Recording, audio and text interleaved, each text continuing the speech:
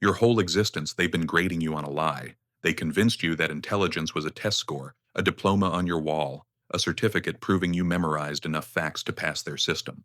They sold you the illusion that being smart meant reciting Shakespeare or solving equations faster than the next person. They fed you this fiction because it kept you manageable. Real intelligence. It has zero connection to what they taught you in classrooms. Authentic intelligence is weaponized awareness. It's the capacity to bend reality to your vision before reality crushes you under its weight. Machiavelli grasped this. History's greatest minds understood this. While everyone else competed to appear intelligent, the elite were occupied becoming unstoppable. There exists a ladder, a concealed hierarchy of mental evolution that determines who conquers and who serves, who rises and who bows. The majority, roughly 90% of humanity, expire on the bottom step. They exist in a haze. They assume they're making decisions, but they're simply executing programming installed by someone else. Then there are those who ascend. 7 stages of intelligence, 7 phases of awakening.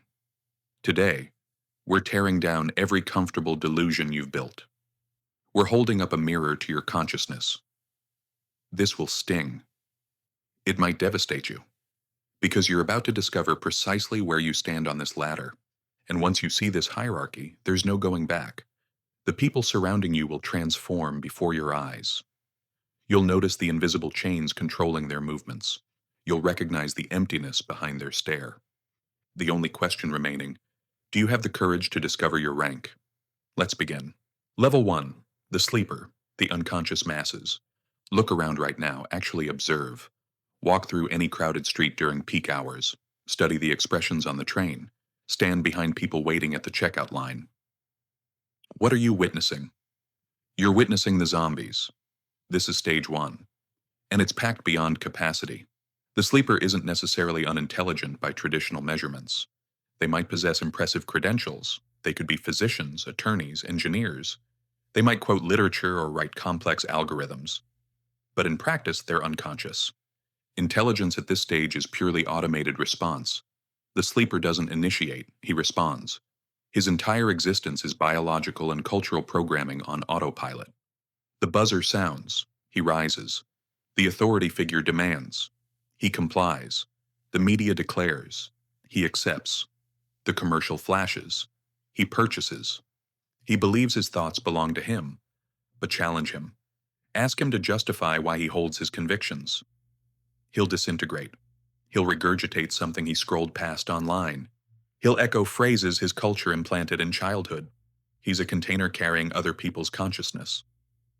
Machiavelli identified this category of humans as those so basic and so enslaved to immediate necessities that anyone seeking to deceive will always locate a willing participant. The sleeper is characterized by zero personal authority. He exists with an external center of control. Everything occurring in his reality is someone else's responsibility. The system, the politicians, his partner, his circumstances. He's a casualty of forces beyond him. Floating down a river, he refuses to steer. Psychologically, the sleeper is terrified of self-direction. Freedom isn't liberation to him. It's a nightmare. Grant him absolute freedom and he'd spiral into panic. He craves a commander. He craves infrastructure. He needs someone to dictate what's virtuous, what's corrupt, and what action comes next. This explains the sleeper's obsession with majority opinion. He needs confirmation that the crowd agrees before he feels safe joining them. He scans comment sections before forming thoughts. He studies fashion movements before selecting clothes. His deepest terror isn't being incorrect. His deepest terror is being isolated. You recognize these individuals. You sit near them at work. You might share DNA with them. They're the extras in history's film. They occupy space, they generate noise, but they leave zero impact. They're energy sources. They fuel the machinery constructed by superior intelligence levels. They consume, they labor, then they're discarded. If you're at stage 1, you probably aren't watching this content. The algorithm shields sleepers from this kind of darkness. But if you were asleep and you're just now stirring, comprehend this. That gnawing sensation that your life isn't yours. It's not mental illness, it's reality piercing through the sedation. When a sleeper awakens, he doesn't immediately gain wisdom. He becomes noisy. He enters stage 2. Level 2. The Mimic, the Pretender. The Mimic has discovered that existence is competition. He understands that intelligence purchases respect, position, and acknowledgement, but he hasn't developed original thinking, so he plagiarizes the thoughts of others. The Mimic is the mediocre intellectual. He's the dinner guest deploying impressive vocabulary he barely comprehends. He's the social media crusader adopting trendy movements, not from genuine concern, but to broadcast righteousness. He consumes summaries, never actual books. He references philosophers, but has never truly contemplated their ideas. At stage 2, intelligence becomes theater. It's a disguise. The mimic is fixated on the appearance of brilliance. He accumulates credentials, qualifications, and honors, like collector's items. He requires you to acknowledge his intelligence. He craves the validation. This stage represents maximum danger for your sense of self, because at stage 2 you feel elevated above the sleepers. You look down with contempt. You think, observe those mindless drones. I've awakened. Nah, but you haven't awakened. You're just experiencing a different illusion. The mimic is imprisoned in overconfidence born from limited knowledge. He knows sufficient information to believe he's mastered a subject, but insufficient to recognize his vast ignorance. Machiavelli cautioned against this archetype. He discussed those who confuse the appearance of excellence with actual excellence. The mimic believes that resembling a commander makes him a commander. Sounding like a sage makes him a sage. But dig deeper. Challenge a mimic. Present him with an unprecedented problem. Request he construct something original, he'll freeze. Because he cannot generate, he can only duplicate. He's an audio recording, a surface reflection. The tragedy of the mimic is his addiction to external approval. His entire identity depends on acceptance from the intellectual circles he aspires to enter. He's petrified of exposure as fraudulent. This makes him inflexible. It makes him hostile when questioned. If you constantly need to demonstrate your correctness, if you memorize debate tactics to secure victories rather than pursue truth, you're trapped at stage 2. You're a trained bird, vibrant, vocal, capable of mimicking speech, but incapable of original thought. Level 3. The Calculator, the Strategist. Here's where the shadows deepen. When you abandon performing for audiences and begin examining reality without filters, you climb to stage 3. The Calculator. This is the cunning predator. The Calculator has released the need for validation. He no longer concerns himself with appearing intelligent. He concerns himself with achieving victory. This is the first stage of genuine self-direction. The Calculator observes the world, the regulations, the ethical codes, the social agreements, and recognizes they aren't universal truths. They're arbitrary limitations, and limitations can be manipulated.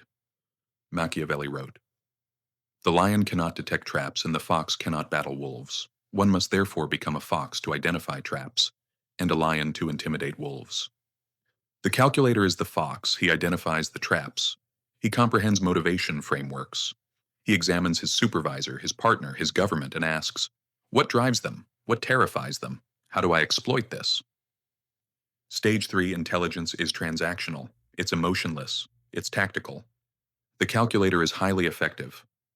He ascends professional hierarchies not through maximum effort, but through superior maneuvering. He knows precisely who to charm and who to disregard. He knows when to contribute and when to observe silently. But the Calculator frequently experiences isolation. Because when you approach every interaction as commerce, you eliminate the human connection. You begin viewing people as game pieces, and while this grants you power, it simultaneously generates paranoia. The Calculator constantly monitors threats because he assumes everyone operates like him. He projects his own manipulation onto reality. He trusts nobody. This is stage 3's prison. You become captive to your own tactics. You're so consumed with playing the game that you forget to experience life. You're efficient, absolutely, but you're empty inside. Numerous successful executives, politicians, and entrepreneurs plateau here. They possess wealth. They possess status, but they possess zero tranquility. They're imprisoned in perpetual surveillance mode, constantly scanning for dangers and openings. They're the sharpest mind present, but they're still responding to the environment. They're still operating within infrastructure someone else constructed. They're winning the competition, but they're not liberated from it. To ascend higher, you must stop merely protecting yourself. You must become elemental force. Level 4. The operator, the executor. The fox is clever, but the fox hides underground. Stage 4 is the operator, the lion. The operator transcends simple calculation. He introduces a new component, conviction. The calculator attempts to navigate reality safely. The operator attempts to reshape reality through pure force of character and capability. This is the stage of supreme leadership. The operator doesn't just observe the game pieces, he mobilizes them with absolute certainty. He doesn't fear confrontation. Actually, he flourishes in it. Machiavelli stated, "Being feared surpasses being loved when you cannot achieve both." The operator comprehends this. He's prepared to make brutal decisions that sleepers, mimics, and calculators are too paralyzed to execute. He accepts the weight of accountability. At this stage, intelligence becomes productive. You aren't just exploiting existing windows, you're manufacturing new ones through your execution ability. People follow the operator not because he manipulates them like the fox, but because he represents stability in a chaotic universe. He's a beacon. He possesses a vision, and he possesses the discipline to march toward it, dragging everyone else along if required. But the lion has a critical weakness, exposure. The operator is visible. He stands at the forefront. He claims the recognition, but he also absorbs the criticism. He's a target. Because he depends on force and visibility, his power connects to his physical vitality. If he weakens, the empire disintegrates. If he displays vulnerability, predators attack. The operator is depleted. He carries the universe on his spine. He believes he's the sovereign, but he's actually the most expensive employee. He's enslaved to his own hunger. He thinks power involves action, control, visibility. He hasn't yet discovered power's ultimate principle, that the most lethal forces in existence are invisible. Level 5. The puppeteer, the invisible hand. Now we dive into deep waters, the stages they don't teach, the stages moralists condemn. Stage 5 is the puppeteer. If the fox is clever and the lion is powerful, the puppeteer is invisible. The puppeteer has discovered that direct control, stage 4, is wasteful. It generates resistance. If you force someone, they resist. If you command someone, they harbor resentment. But if you make them desire what you want them to desire, you possess them completely. This is indirect power. This is influence mastery. The puppeteer doesn't occupy the stage. He stands in darkness behind the stage. He whispers into the lion's ear. He comprehends the deepest mechanics of human psychology. He knows humanity operates on two engines, craving and terror. He doesn't battle reality, he seduces it. The puppeteer constructs narratives. He architects scenarios where the conclusion is predetermined, yet everyone believes they exercised free will. He's the grandmaster of deniability. If a venture collapses, his identity is nowhere attached. If it succeeds, he harvests the benefits. He operates through proxies. He utilizes the sleepers, the mimics, the calculators, and even the operators as his extensions. Machiavelli wrote, "Everyone observes what you appear to be. Few experience what you actually are." The puppeteer exists by this doctrine. He's a shapeshifter. He becomes whoever necessary to obtain his objectives. He possesses no permanent identity. He's liquid. To the sleeper, he's a companion. To the operator, he's a trusted counselor. To the calculator, he's a collaborator. None recognize they're being steered. But stage 5 demands a horrifying cost: psychological fragmentation. When you dedicate your existence to wearing disguises, you forget your original face. When you approach every human interaction as psychological warfare, you forfeit the capacity for genuine connection. The puppeteer is powerful, undeniably. But he's a phantom. He moves through reality but exists outside it. He's frozen, colder than the fox. He observes humanity with the detachment of a researcher examining microorganisms under glass. He can predict them, he can control them, but he cannot join them. This is manipulation's isolated summit. Most dark psychologists plateau here. They believe this is peak existence. They believe being the invisible hand represents ultimate power, but they're mistaken. Because the puppeteer is still playing the game. He's still manipulating the pieces. He's still reacting to the board. The true master doesn't play the game. The true master owns the casino. Level 6, the architect, the system builder. This is the stage of the Godhead. The architect doesn't manipulate individuals. He designs ecosystems. He comprehends that human behavior results from environmental design. If you want people to move a certain direction, you don't request it. You don't deceive them. You construct the corridor. The architect builds the corridor. He creates systems, ideologies, corporations, algorithms, religions, nations. He establishes the regulations of the game that the sleepers, mimics, foxes, lions, and puppeteers are all competing within. While the fox attempts to steal a grape, and the lion battles for the entire cluster, and the puppeteer convinces someone to surrender the grapes, the architect owns the vineyard. This is systematic intelligence. It's the capacity to think in second, third, and fourth order consequences. The architect thinks in decades and centuries, not quarterly reports. He's detached from individual battle outcomes because he's predetermined the war's conclusion. Consider the creators of social media platforms. They're architects. They don't care what you debate. They don't care which political faction wins. They constructed the arena. They profit from the chaos. They profit from the conflict. The architect isn't malevolent. He isn't benevolent. He's inevitable. He observes the world's chaos and identifies patterns.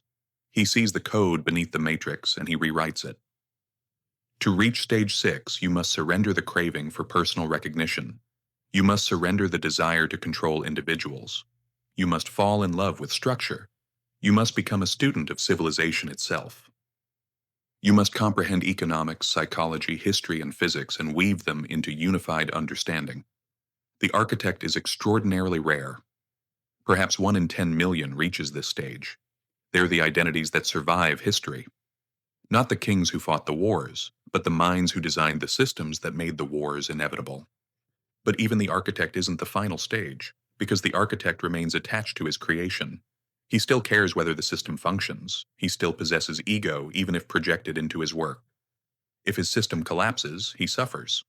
There's one stage higher, a stage that's almost inhuman. Level 7. The void, the sovereign self. The final stage of intelligence isn't about accumulation. It's about elimination. It's the void. At stage 7, you stop being the player. You stop being the designer. You become the silence. This is the state of absolute internal sovereignty.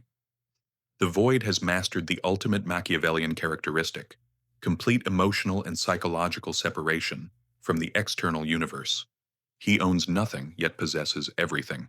He has zero fear because he has zero attachment. You cannot threaten someone who doesn't care whether he survives or perishes. You cannot bribe someone who desires nothing you possess.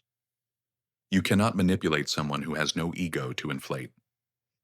The void observes the architect's systems, the puppeteer's schemes, the lion's wars, and the fox's tricks. And he smiles. He sees it all as performance, a cosmic comedy.